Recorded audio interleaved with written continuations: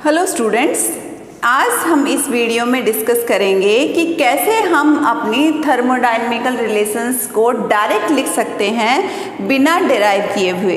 तो यहाँ पे मैं एक सिंपल ट्रिक डिस्कस करूँगी जिसकी हेल्प से आप अपनी जो 4 इंपॉर्टेंट मैक्सवेल्स थर्मोडायनेमिकल रिलेशंस हैं उनको डायरेक्ट यहाँ पे लिख सकते हैं।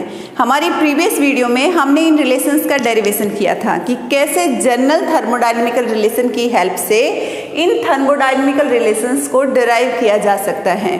ओके, अब हम अगर ऐसा हो जाए कि आपके एग्जाम में पूछा जाए कि राइट 4 मैक्सवेल्स थर्मोडायनेमिकल रिलेशंस, तो उस केस में अगर आप डिराइव करने के लिए बैठोगे तो डेरिवेशन में तो आपको काफ़ी टाइम लगेगा।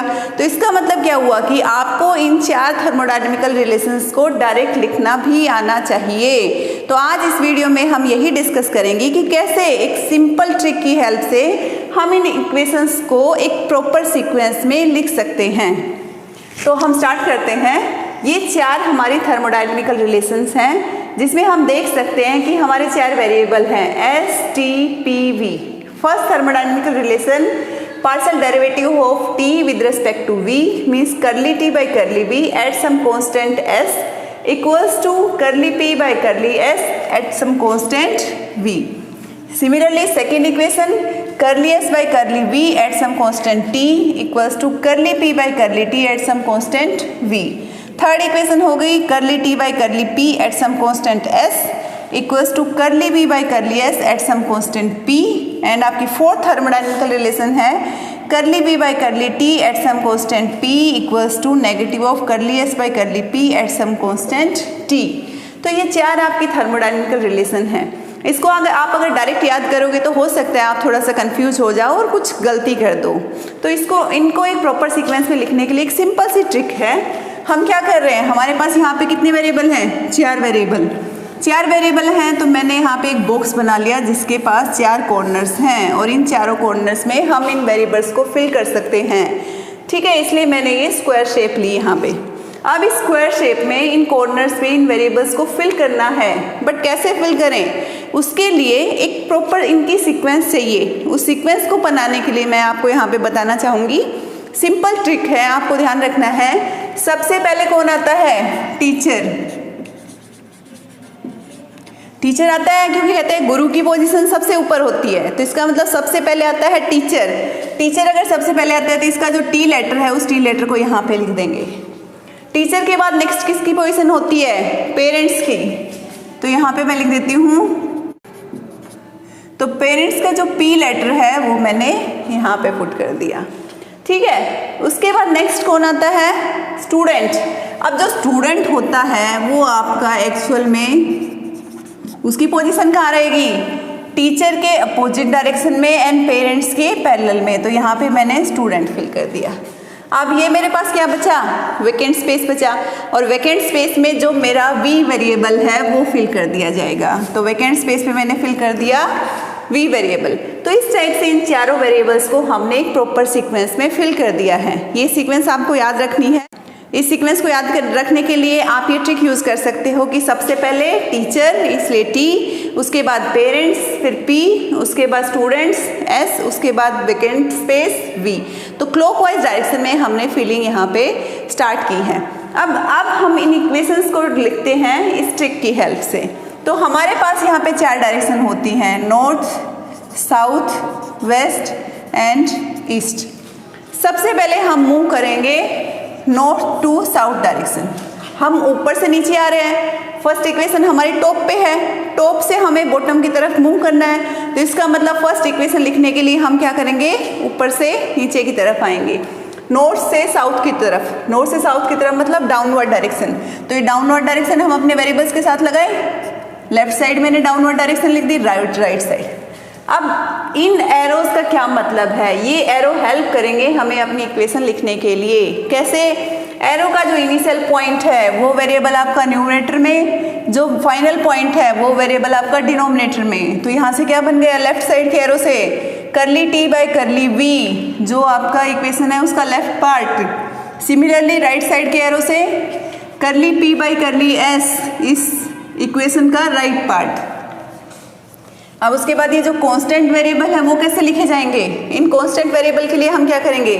जो लेफ्ट साइड का एरो है, जहाँ से स्टार्ट हुआ, जो उसका इनिशियल पॉइंट था, वहाँ पे वेरिएबल क्या था आपका t।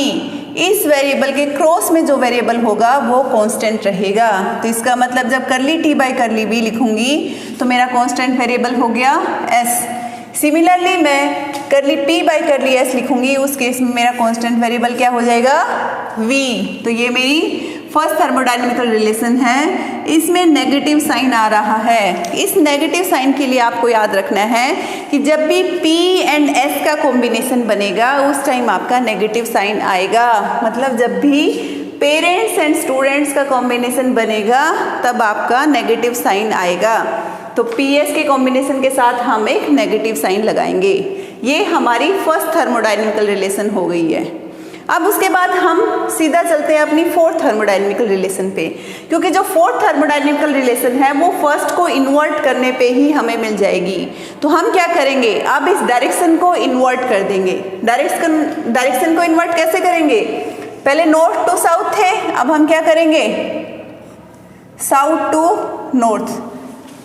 कौन सी इक्वेशन लिख रहे हैं हम, अपनी फोर्थ इक्वेशन लिख रहे हैं। तो वैसे भी हम देख सकते हैं कि फोर्थ इक्वेशन हमारी सबसे बॉटम पे है, तो इसका मतलब अब हम बॉटम से स्टार्ट करेंगे और टॉप की तरफ जाएंगे। तो इक्वेशन क्या हो गई हमारी, साउथ टू नॉर्थ की तरफ हमने मूव करना है। और साउथ से नॉर्थ की तरफ अगर हमें मूव करना है तो इन एरोज को भी मैं इन्वर्ट कर देती हूँ।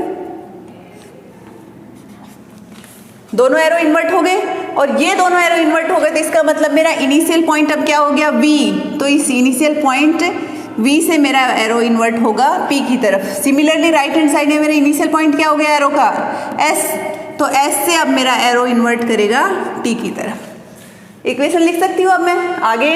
ये एरो क्या दिखाता है, इनिशियल पॉइंट V है, तो V मेरा न्यूमरेटर में एंड T मेरा डिनोमिनेटर में। सो करली V बाय करली T, ये क्या हो गया curly V by curly T at some constant.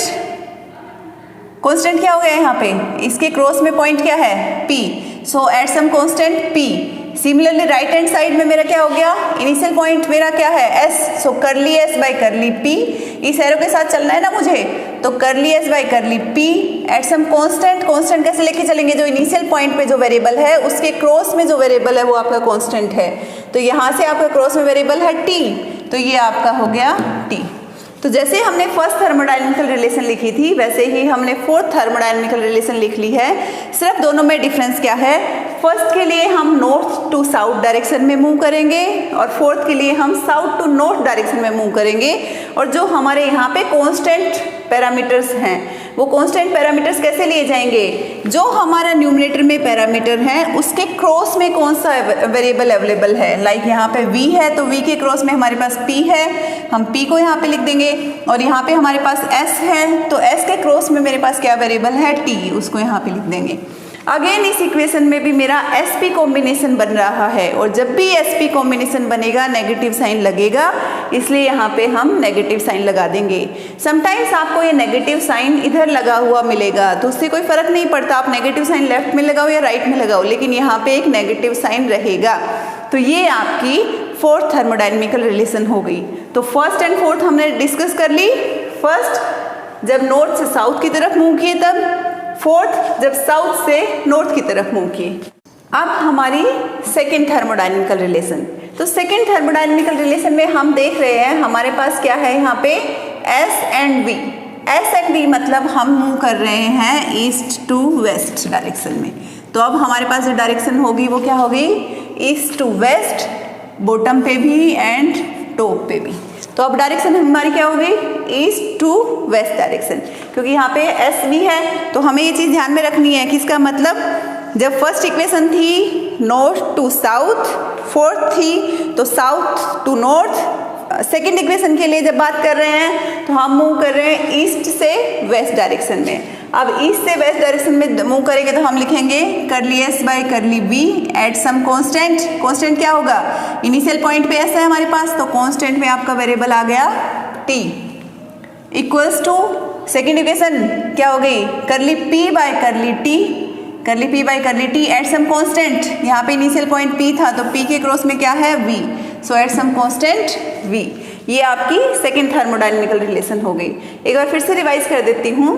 Second thermodynamical relation का मतलब है डायरेक्शन आपकी ईस्ट से वेस्ट की तरफ, और ईस्ट से वेस्ट की तरफ जब हम मूव करेंगे तो बॉटम से हमें मिला curly S by curly B at some constant T, and top से हमें मिला curly P by curly T at some constant V.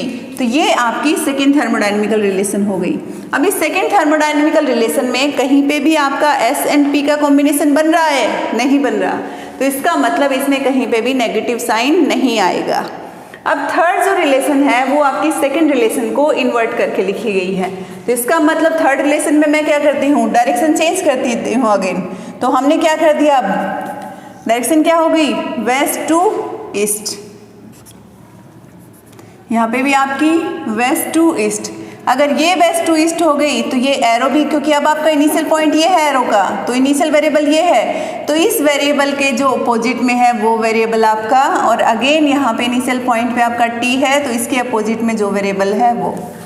तो अब इस इक्वेशन को कैसे लिखेंगे हम, यहाँ से देखें थर्ड इक्वेशन कैसे होगी, आपका एरो वेस्ट से ईस्ट की साइड में। तो सबसे पहले curly T by curly P, curly T by curly P at some constant S entropy equals to curly V by curly S at some constant P pressure. और इस equation में भी अगेन आपका एस एंड पी का combination एक साथ नहीं बन रहा है, इसका मतलब यहाँ पे भी नेगेटिव साइन नहीं लगेगा। तो ये आपकी सिंपल ट्रिक है जिसकी हेल्प से आप थर्मोडायनेमिकल रिलेशन अपनी याद रख सकते हैं, उनको डायरेक्ट लिख सकते हैं बिना डेरिवेशन की हेल्प से। कि सबसे पहले आप ये बॉक्स बनाइए, इस बॉक्स में T P S V 4 variables fill कीजिए। वेरिएबल्स फिल करने के बाद फर्स्ट इक्वेशन का मतलब टॉप टू बॉटम मूव करना, टॉप टू बॉटम पे मूव किया। कॉन्स्टेंट्स के लिए आप क्रॉस में जो आपके वेरिएबल्स अवेलेबल हैं उनको यूज़ करेंगे। फोर्थ इक्वेशन के लिए आप बॉटम से टॉप पे मूव करेंगे। सेकेंड इक्वेशन के लिए आप ईस्ट टू वेस्ट मूव करेंगे, एंड थर्ड इक्वेशन के लिए आप वेस्ट टू ईस्ट मूव करेंगे। तो इस टाइप से ये 4 थर्मोडायनेमिकल रिलेशन हो गई, और इनको लिखने के बाद जहाँ पे भी एस पी का कॉम्बिनेशन बन रहा है वहाँ पे आप नेगेटिव साइन लगाएंगे। So these are your 4 important thermodynamical relation. I hope आपको क्लियर हुआ होगा कि कैसे इन इक्वेशंस को एक सिस्टमेटिक पैटर्न से लिखा जा सकता है with the help of a simple trick. अगर आपको कोई भी डाउट हो तो उसको पूछ सकते हैं। Thank you.